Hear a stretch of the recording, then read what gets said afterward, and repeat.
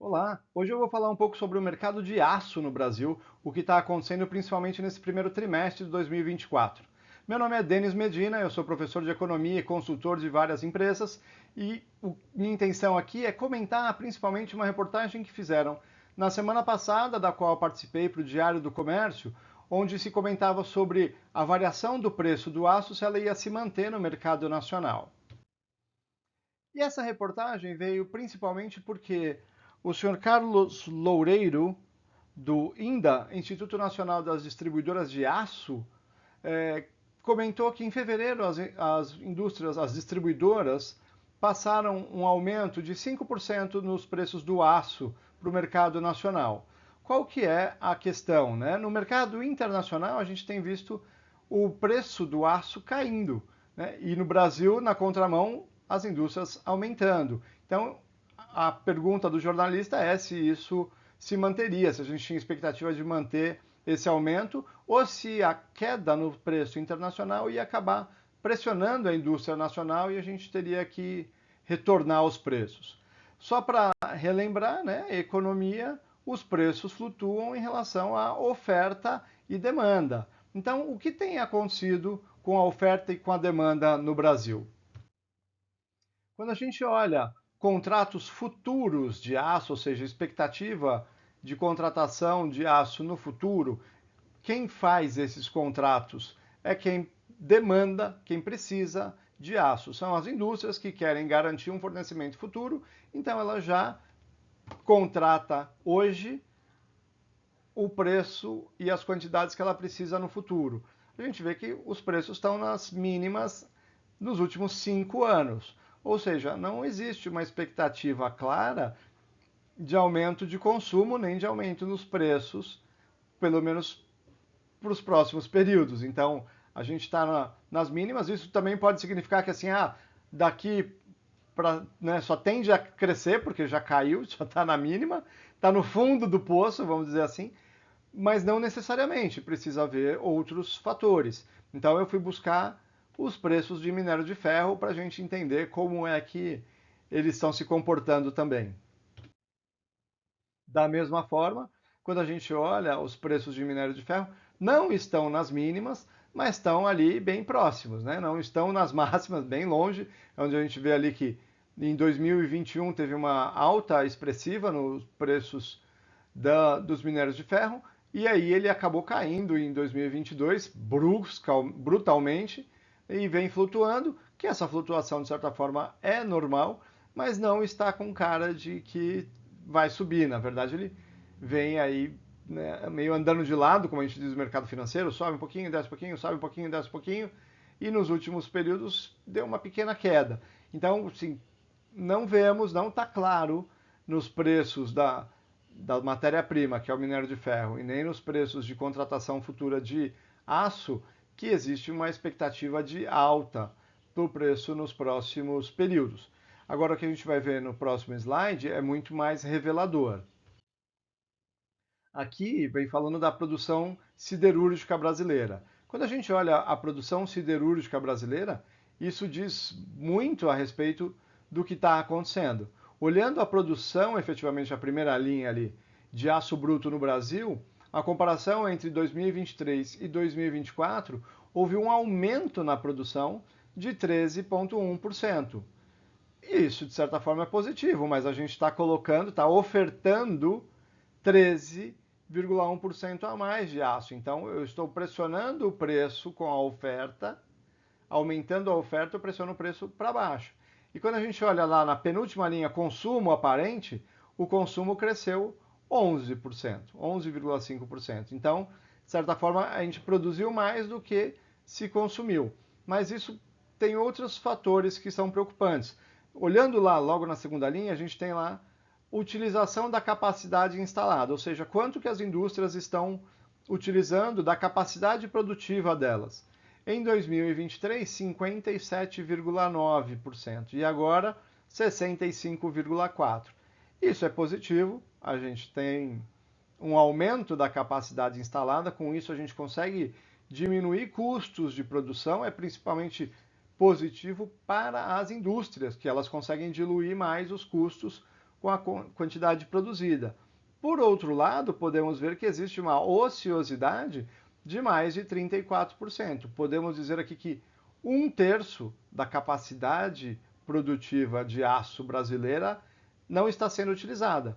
Então, isso tem uma outra complicação que é: não podemos esperar grandes investimentos para um futuro próximo, porque ainda tem, né, se a gente precisar aumentar a produção, eu tenho capacidade instalada disponível. Eu basicamente faria mais um turno na minha linha de produção e com isso ou ligaria mais máquinas, né, depende de como as empresas estão trabalhando, mas ainda tenho 1/3 de capacidade produtiva para crescer.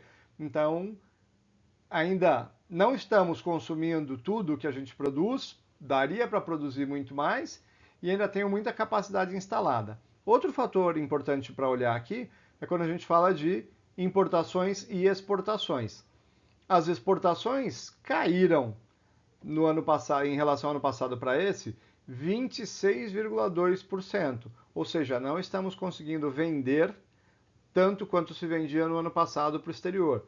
Caiu de 949 para 700 mil toneladas, 26% de queda. Por outro lado, as importações aumentaram muito, aumentaram 37,2%, saindo lá de 325 mil toneladas para 446 mil toneladas. Ou seja, isso é preocupante principalmente para a indústria nacional, porque ela não está, ela está atendendo o mercado interno, não está conseguindo exportar grande quantidade, está exportando menos do que o ano passado. Por outro lado, as empresas nacionais estão comprando do exterior muito mais do que compravam no ano passado, 37,2% a mais do que compravam no ano passado. Por quê? Justamente porque o preço internacional está mais baixo. Então, vale mais a pena comprar lá fora, mesmo com todas as dificuldades da importação, prazo de entrega, pagamento antecipado, questões logísticas e aumento de custo por conta disso. Então, mesmo assim, ainda é mais vantajoso comprar, né, está sendo vantajoso comprar lá fora, tanto que aumentou o volume de importações, do que comprar internamente. E também quem comprava nosso aço diminuiu o consumo. Então isso é uma questão de forte atenção, principalmente para preços, né? Então não estamos vendendo tudo que a gente gostaria e quem está aqui dentro está comprando lá fora com preços mais baixos. Então, isso vai certamente pressionar o mercado de aço. Tá? Outro fator interessante aqui é a taxa de penetração, que é quanto de aço importado é consumido no Brasil. Era 15,2%, cresceu para 18,4%, ou seja, teve um aumento de quase 20% em relação ao consumo de aço internacional em relação ao ano passado. Agora, num passado não tão distante, a gente viu algumas medidas do governo tentando, como eu posso dizer, não é restringir, tentando proteger, essa é a palavra, tentando proteger a indústria nacional, criando tarifas que eles chamam de anti-dumping, ou seja, uma sobretaxa sobre os custos de importação que os importadores devem pagar para que esse não prejudique a indústria nacional. Interessante que eu vi esse antidumping principalmente nos tubos de aço com costura, que no Brasil a gente só tem uma indústria que fabrica, ou seja, a gente não tem um problema de competição nacional, é quase um monopólio, o cara cobra o preço que ele bem entender, porque não tem um concorrente no Brasil, e mesmo assim o governo, né, por questões de lobby, por questões de negociações internas, o governo impôs uma sobretaxa sobre a importação de tubos sem costura internacionais. Então, veja, essa questão dos preços subindo no mercado interno enquanto internacionalmente está caindo, vão pressionar, sem dúvida, o mercado interno, vão fazer naturalmente com que o preço caia, mas artificialmente pode ser que o governo crie uma nova regra, um novo sobretaxa, uma nova antidumping, para que aumente o custo da importação e com isso os produtores nacionais se beneficiem. Não vejo isso como positivo. A gente tem visto esse tipo de articulação feita, por exemplo, com os combustíveis, né? A gente está pagando mais barato no Brasil do que lá fora. Pode parecer bom, mas a gente está destruindo a indústria nacional. Então, isso é uma preocupação dessa interferência excessiva do governo. Não está acontecendo agora, mas nada impede que ela venha em breve por conta dessa pressão internacional dos preços. E é isso que eu queria comentar sobre o mercado internacional de aço, né, e o nacional também, como é que os preços estão se comportando, principalmente porque a indústria de aço é responsável por uma parte considerável do PIB brasileiro, né? Não só a siderurgia, mas toda a aplicação do aço. Então isso tem um impacto por toda a economia nacional, gerando empregos, principalmente na indústria automobilística, mas em várias outras indústrias também. Então é isso. Obrigado por me assistir. Se inscrevam lá, me acompanhem no Instagram através do prof.denismedina. E lá eu sempre coloco diariamente alguns comentários, as matérias que eu tenho participado como comentarista. E também curta esse vídeo, compartilhe e se inscreva no meu canal.